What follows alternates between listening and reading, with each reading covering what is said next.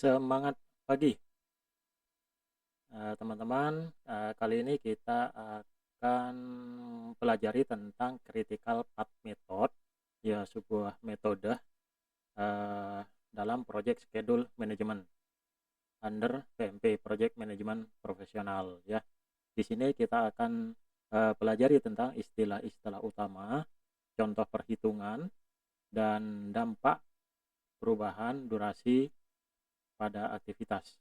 Ya, dampak perubahan durasi aktivitas terhadap total project completion gitu.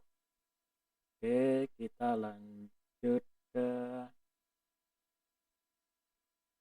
slide berikutnya ya. Apa itu critical path method? CPM adalah teknik analisa schedule network. Nah, schedule network yang berarti kan ada secara visual nanti ada diagram titik-titik atau kotak aktivitas yang dihubungkan oleh garis-garis membentuk suatu diagram atau network. Untuk apa? Digunakan untuk memperkirakan durasi minimum suatu proyek. Ya, durasi minimum suatu proyek completion dan menentukan fleksibilitas schedule pada tiap jalur aktivitas. Artinya aktivitas mana yang tidak boleh delay telat dan aktivitas-aktivitas mana yang boleh delay. Boleh di sini boleh di sini tidak berarti nyantai ya. Boleh di sini dalam arti karena satu dan lain hal terpaksa harus delay. Ada skala prioritas aktivitas seperti itu. Mengapa CPM penting bagi project manager? Pertama, dasar pembuatan jadwal ya. Ini dasar pembuatan jadwal atau schedule baseline. Tiap-tiap aktivitas itu ada durasinya. Itu baseline-nya ya. Yang secara agregat nanti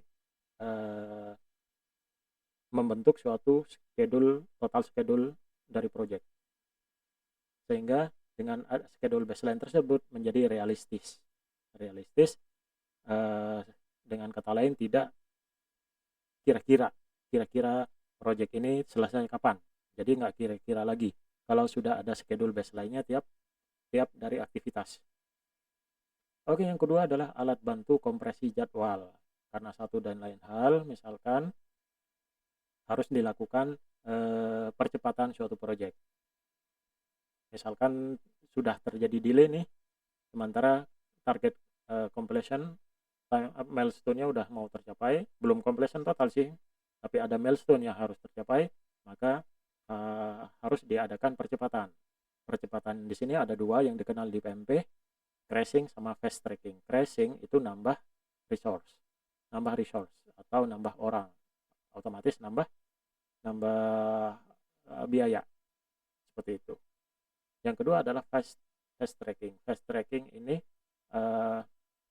dari segi resource tidak ada masalah. Yang bisa dilakukan adalah mengerjakan dua aktivitas secara paralel. Nah, aktivitas apa yang bisa dilakukan secara paralel, yaitu aktivitas yang tidak saling tergantung ya, tidak ada ketergantungan satu sama lain, itu bisa diparalel seperti itu. Oke, yang ketiga adalah membantu simulasi dampak keterlambatan sebelum terjadi.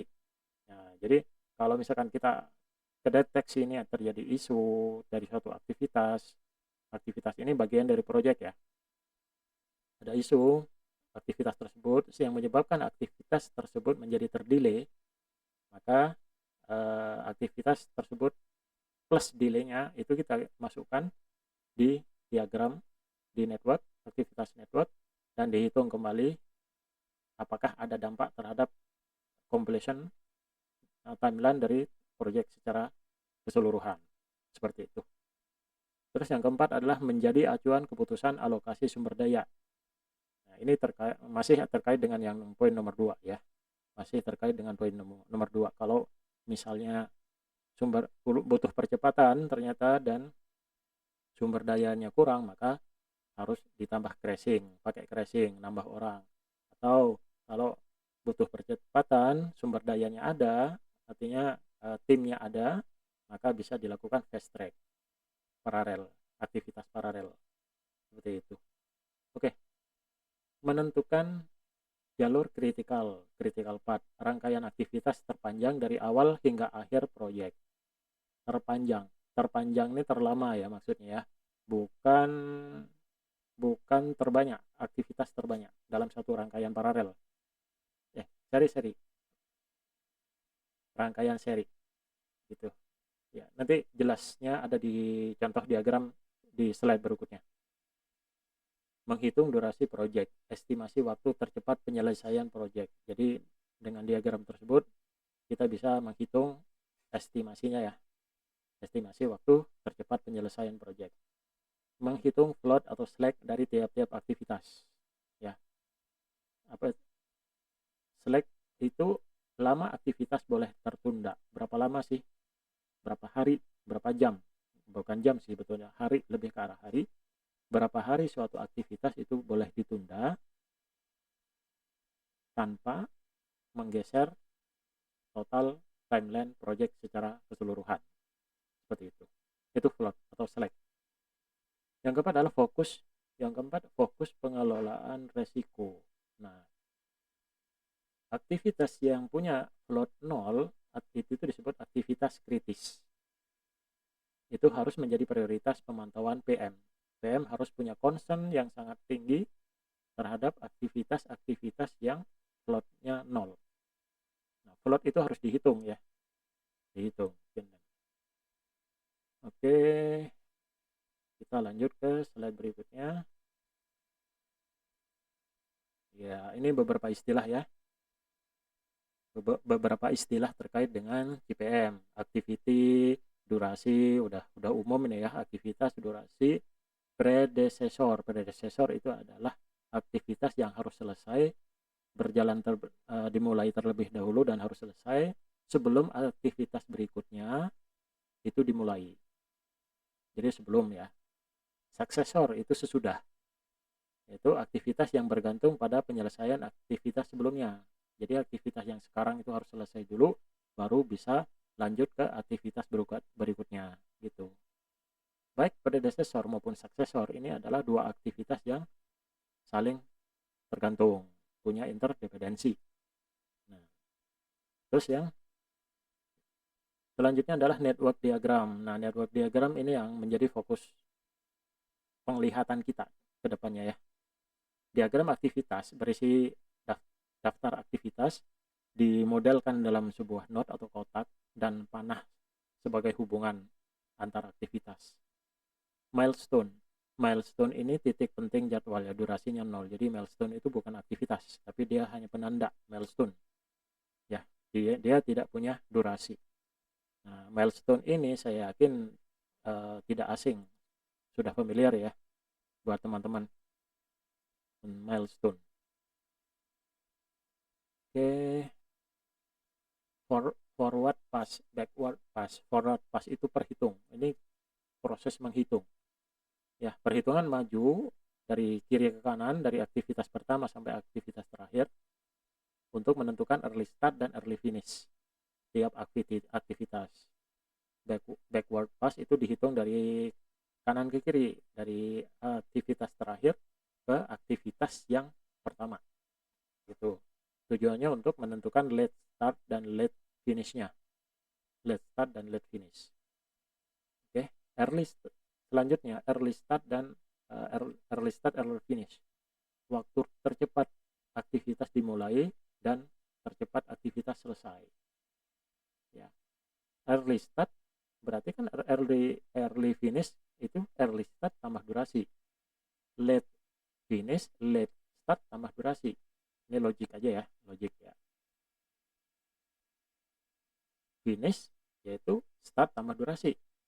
Mau yang late, mau yang early sama rumusnya. Float, TF atau total float adalah penundaan yang dibolehkan tanpa mengubah tanggal selesai. Float itu adalah late start dikurangi early start. Late start dikurangi early start. Ya, float. LS dikurangi ES. Critical path itu yaitu jalur terpanjang dalam jaringan proyek. Seluruh aktivitasnya memiliki total float 0. Jadi semua aktivitas dalam jalur critical path itu floatnya 0, tidak boleh ada delay. Kalau ada delay di salah satu aja aktivitas, maka akan mendelay semuanya. Oke, kita lanjut ke contoh. Nah, ini contohnya nih ya. Ini perlu agak ekstra ekstra concern ya untuk belajar ini. Contoh proyek activity network itu ada 7 aktivitas A sampai G, tersusun menjadi 3 jalur dari mulai hingga selesai. Dari sini ya, dari mulai hingga selesai. Nah, tahap mulai ini ada 2 aktivitas yang boleh berbarengan, boleh paralel, artinya tidak saling tergantung di sini. Namun output dari aktivitas A dan aktivitas B ya itu berpengaruh terhadap aktivitas D, di mana D ini bisa dimulai hanya setelah aktivitas A dan B selesai. Ya, setelah A dan B selesai, maka D bisa dimulai. Ini bukan or ya, bukan atau ini, tapi dan. Kalau B selesai tapi A belum selesai, maka D belum bisa dimulai. Begitu juga sebaliknya. Oke, kita menghitung total hari setiap jalur. Ini dijumlahkan aja ya. Ini jalur 1, jalur 2, ini jalur 3. Jadi dari sini setelah dihitung semua jalur, dihitung durasinya, maka didapat jalur yang warna orange ini ya. Orange itu adalah jalur yang paling lama 16 hari. Inilah critical path-nya. Oke. Nah, hubungannya dengan forward pass ya. Forward sama backward pass. Kita akan hitung ya. Gini. Menghitung early start dan early finish. Nah, ini gambar yang slide sebelumnya saya ambil, taruh di pojok kanan atas ya, kecil. Nggak apa-apa. Oke, kita akan menghitung forward pass. Di sini ada rumus ya. Early start adalah early finish terbesar dari predecessor. Contohnya di sini di G ya. Ambil maksimumnya. Early finish-nya ini masing-masing ada punya early finish. Baik E maupun F punya early finish, itu diambil terbesarnya untuk menjadi early start-nya si G. Begitu juga dengan D punya 2 early finish predecessor sebelumnya, ambil yang terbesarnya gitu. Early finish adalah early start ditambah durasi ya. Finish itu adalah start tambah durasi. Oke, kita coba cek angka-angka di tiap kolom ini. A predecesornya tidak ada, B juga sama tidak ada. Durasinya 4 sama 3. A itu 4 durasinya, B itu 3 ya, 4 dan 3. Ini gambar kecil, ini adalah gambar yang saya ambil lagi dari slide sebelumnya ya, sama. Nah, sekarang early start itu apa sih? Early startnya dari A dan B itu kan sama-sama dari awal ya, berarti dia hari ke 0 ya. Hari ke 0 sih memang nggak ada, tinggal kesepakatan aja mau dianggap sebagai hari pertama, ya udah tinggal tambahkan 1 aja semua ini ya. Tapi ini adalah durasi, total durasi, bukan hari keberapa, bukan, tapi durasinya. Berarti early startnya adalah 0 untuk A dan B, maka early finishnya adalah early start tambah durasi, yaitu durasi itu sendiri, durasi aktivitas A dan B itu sendiri, yaitu 4 dan 3. Nah, sekarang C mana C? Ini C itu predecesornya adalah 1 aja, yaitu A. Durasinya berapa? 5. Durasinya 5. ES-nya berapa? ES-nya adalah ini, early finish-nya si A. early finishnya A yaitu 4 ya. Early startnya itu sama dengan early startnya si C itu sama dengan early finishnya si A yaitu 4. Kita taruh 4 di sini. Early finishnya adalah early start tambah durasi yaitu 9. Oke. Nah sekarang D itu dia punya dua predecessor yaitu A dan B. Berapa durasinya si D? Yaitu 6. ES-nya berapa? ES dia adalah early startnya early finishnya si A dan early finishnya si B diambil yang paling besar max yaitu 4 dan 3. Early finishnya ya 4 dan 3 diambil maksimumnya yaitu 4. Nah early startnya udah tahu, maka early finishnya adalah 10 yaitu 4 tambah 6 itu ada 10. Oke. Nah sekarang mana ini dia predecessornya adalah C ya. Durasinya berapa? 3. C 3. Early startnya dia adalah early finishnya si C early finishnya 9 ya. Early finish C adalah 9, maka early startnya sama dengan early finishnya si C, early startnya si E yaitu 9. Maka dari sini kan berarti early finishnya itu 9 ditambah 3 yaitu 12. Oke. 12. Nah F mana F? Yang ini dia F, predecessornya adalah D ya. D durasinya 4.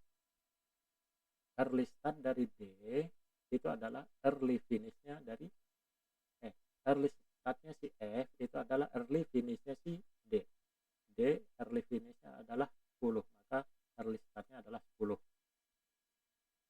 Oke, dari situ early finish dari F itu adalah 10 tambah 4 yaitu 14. Nah sekarang G itu dia punya predecessor E dan F. Durasinya adalah 2, dia punya durasi 2.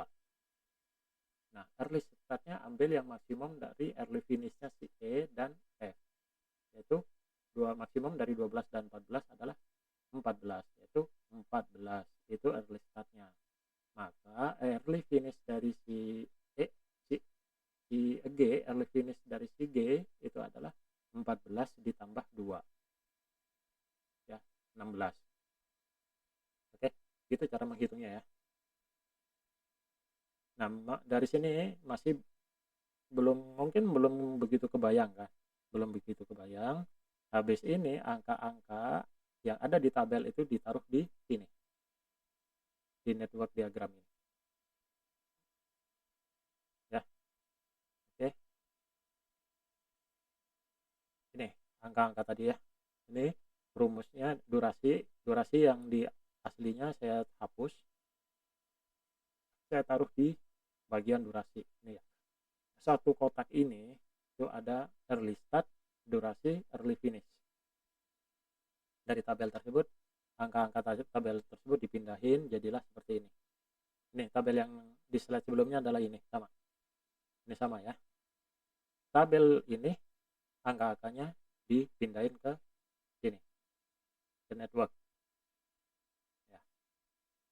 Yang atas kiri early finish, yang atas kanan itu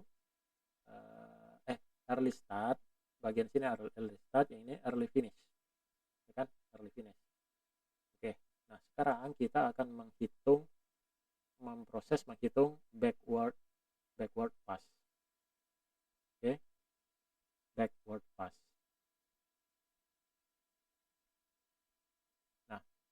Nah diagram ini yang atas tadi ya, yang angka-angka yang di atas ini adalah angka-angka forward pass. Nah sekarang kita akan menghitung backward pass gitu. Oke, kalau backward pass itu dimulai dari G, dari ujung paling kanan, dari aktivitas terakhir G. Suksesornya nggak punya karena dia udah paling terakhir. Durasinya berapa? 2 ya, 2 durasinya. Late finishnya adalah 16. Late finish 16, late startnya adalah 14. Kenapa? Ya karena aktivitas terakhir, let let finish itu sama dengan let start. Early finish. Late finish sama dengan early finish. Late start sama dengan early start. Itu kalau di aktivitas terakhir, atau bisa dibilang closing, ATP atau apalah dari project, itu yang paling terakhir lah pokoknya. Sama angkanya, floatnya 0. Dari mana 0? Yaitu dari LS late start dikurangi early start. Late startnya 14, early startnya adalah 14 juga, maka floatnya 0. Nah, F itu di sini. Ini mungkin agak membosankan ya, tapi harus dipahami, harus dilalui, harus diulang-ulang biar paham, gitu ya. Oke, ini sekarang F. F mana F? Ini F ya. F. Suksesornya adalah G. Durasinya 4. Ya. Durasinya 4. Maka late finishnya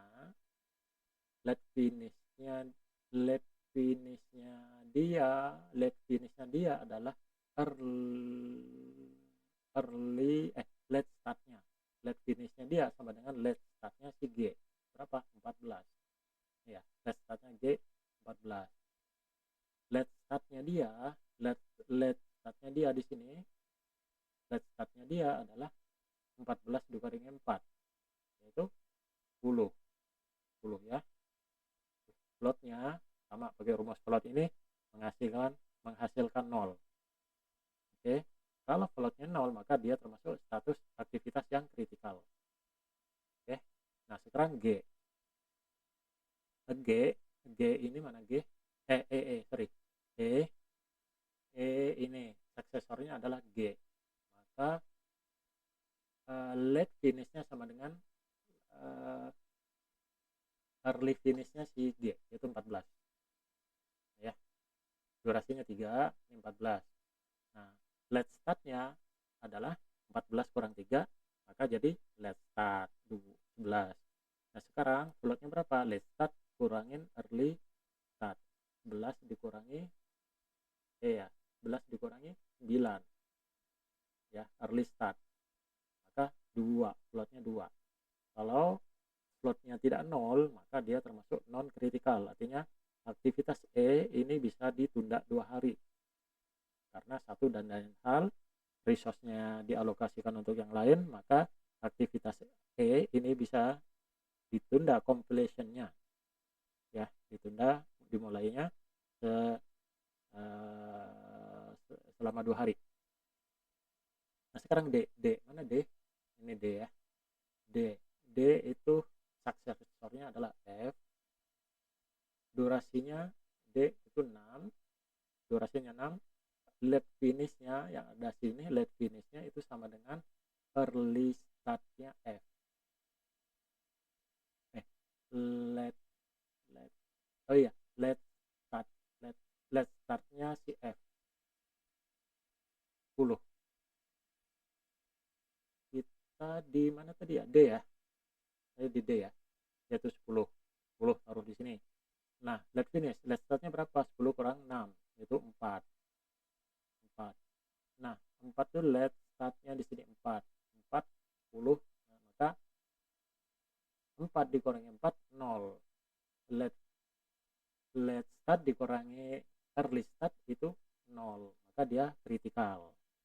Oke. Kritikal. Nah, sekarang C. Mana C? Di sini. Suksesornya adalah E. Durasinya 5. Oke. Apa kita? C ya? 5.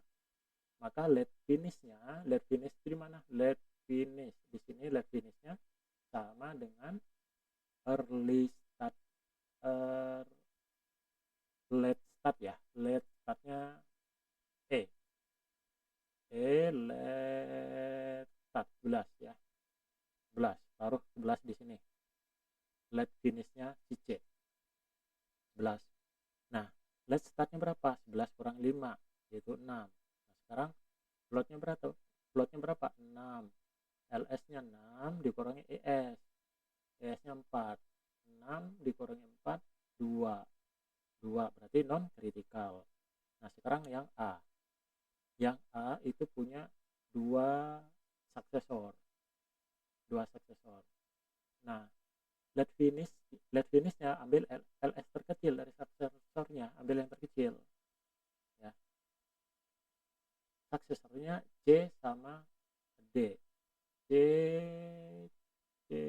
sama D, late startnya 4 dan 6. 4 dan 6 ambil yang paling kecil. Mana? Yaitu 4. Maka LF dari A itu adalah 4. Ya, 4. LS-nya berapa? Late startnya 4 dikurang 4, 0. 0 ya. 0, maka floatnya late startnya late startnya 0, early startnya 0, 0 floatnya 0, maka ini kritikal. Nah, yang B itu suksesornya ada satu, yaitu D. Late finishnya sebenarnya early startnya D. Early start ini 3, early start, late startnya D 4 ya, 4 taruh sini 4. Nah, late startnya adalah 4 kurang 3, 1. Late startnya 1 dikurangi early startnya 0 ya, maka dia 1, maka ini non kritikal. Nah, sekarang kita dapat floatnya. Jadi aktivitas mana aja yang bisa ditunda, yaitu E, C, sama B. E, C, sama B itu yang bisa ditunda. Seberapa lama? Sebesar nilai floatnya.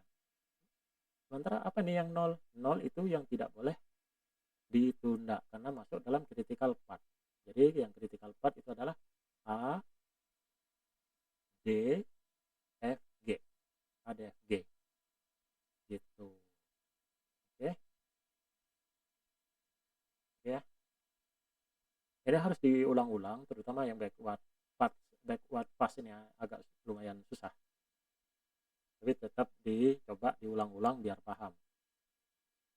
Di ujian PMP tidak akan menghitung seperti ini, tidak, tapi lebih ke arah Anda paham apa enggak itu maksud float atau slack, critical path seperti apa, sama aktivitas yang non critical path.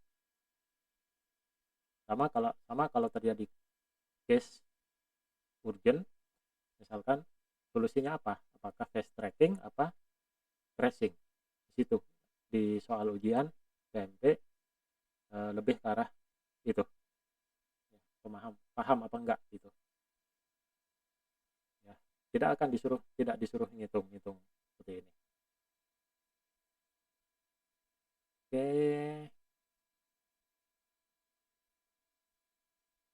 Ya, ini tadi angka-angka yang di dalam tabel yang di bawah ini adalah sama dengan tabel yang di slide sebelumnya, sama. Nah, angka-angka dalam tabel ini ditaruh di kotak-kotak seperti itu. Nah, kita cari mana yang float. Float ini F ya, float ya. Float 0, 0, 0, 0. Inilah critical path. Floatnya 0. Ya. Oke. Ini cuma pengulangan dari sebelumnya bahwa critical path-nya itu adalah A, D, F, G. Sepanjang 16 hari. Gitu.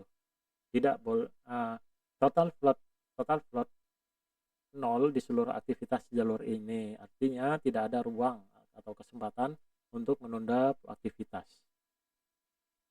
yang bisa menyebabkan mundurnya suatu proyek. Oke. Misalkan nih, ini ada 2 skenario. Pertama, ada tambahan delay pada aktivitas yang kritikal. Kita lihat yang merah ya. Aktivitas D kritikal floatnya kan 0, itu bertambah dari 6 ke 9, artinya nambah 3 hari. Nambah 3 hari berarti D-nya bukan 6 lagi tapi jadi 9. Jadi total jadi 19 hari. Maka ini terjadi delay. Durasi project menjadi 19. Dampaknya adalah project mundur 3 hari. Project ini kalau kita ngomong project ini berarti kan keseluruhan ya, keseluruhan aktivitas dari awal sampai akhir itu completionnya mundur 3 hari. Karena D di jalur kritikal floating 0 ditambah durasi langsung memperpanjang tanggal selesainya project. Gitu. Itu kalau ada penambahan delay penambahan durasi pada aktivitas yang termasuk kritikal. Terus skenario yang kedua, aktivitas non kritikal. Misalkan B, kita tahu B itu bukan aktivitas kritikal. Dia floatnya 1, dari perhitungan sebelumnya itu floatnya 1, bertambah dari 3 menjadi 4 hari, durasinya 3 berubah menjadi 4 hari, artinya nambah 1 hari. Maka kita hitung lagi nih, B, D, F, G. B, D, F, G ya. B, D, F, G. Gitu ya. Nambah 1 hari. Dari awalnya 15 menjadi 16 hari. Nah, 16 hari itu masih lebih kecil atau sama dengan critical path. Jadi pendilian aktivitas D selama 1 hari itu tidak mengganggu completion selesainya suatu project. Gitu. Durasi project tetap 16 ya, meskipun durasi dari aktivitas B itu ditambah 1 hari. Nah, di sini dampaknya adalah tanggal selesainya project tidak berubah. Tambahan 1 hari masih di dalam float 1 hari. Namun float B kini menjadi 0, jadi kritikal. Artinya ya, ketika dia nambah 1 hari menjadi floatnya menjadi 0, dari dia akan berubah jadi non kritikal menjadi kritikal. Seperti itu. Oke, ini bedanya ya. Yang merah tidak bisa di-delay, yang hijau bisa di-delay. Gitu. Oke. Sekarang kita kesimpulan ya, kegunaan CPM bagi project manager. Yang pertama, menentukan durasi tercepat suatu project. Udah tadi ya, tergambar ya, kita bisa tahu kapan project ini selesai dengan mengetahui rangkaian aktivitas dan durasi masing-masing aktivitas. Terus yang kedua, mengidentifikasi aktivitas kritikal. Bisa ya tadi ya, aktivitas dengan float 0 setelah dihitung-hitung aktivitasnya float 0 itu wajib dipantau ketat tanpa ada kesempatan terdelay. Mengukur ruang fleksibilitas yang ketiga. Float pada aktivitas non kritikal bisa dipakai realokasi sumber daya ya. Jadi itu satu pekerjaan karena di tempat lain yang misalkan di aktivitas kritikal di hari ini dan besok itu butuh tambahan orang untuk membuat aktivitas kritikal yang lagi dikerjakan tidak menjadi delay, maka resource itu bisa ngambil dari aktivitas lain yang tidak termasuk kritis. Seperti itu. Itu fleksibilitas resource. Terus yang keempat adalah simulasi dampak sebelum terjadi. Perubahan durasi bisa diuji aman di float atau mundurkan project. Ya. Tadi contoh yang tadi latihan udah. Dasar keputusan crashing atau fast track ya. Crashing nambah orang, fast track memparalelkan dua aktivitas bersamaan. Itu. PM tahu aktivitas mana yang paling efektif dipercepat dengan melihat diagram tadi ya. Itu. Terus terhadap studi kasus tersendiri, rangkumannya adalah itu 3 jalur aktivitas. Masing-masing durasi jalur itu adalah 14, 16, dan 15. Jalur kritikalnya ADFG. Durasi proyeknya 16 hari. Perubahan aktivitas kritikal menyebabkan proyek mundur. Perubahan durasi pada aktivitas non kritikal selama itu tidak lebih besar dari float, maka aman, tidak akan menyebabkan delay project. Nah, intinya di sini CPM mengubah data durasi dan ketergantungan aktivitas menjadi keputusan schedule yang terukur. Seperti itu. Itu ya manfaatnya dari diagram tadi CPM. Gitu. Oke. demikian penjelasan tentang CPM, Critical Path Method ya, sebagai salah satu bagian dari scheduling project. Oke, terima kasih.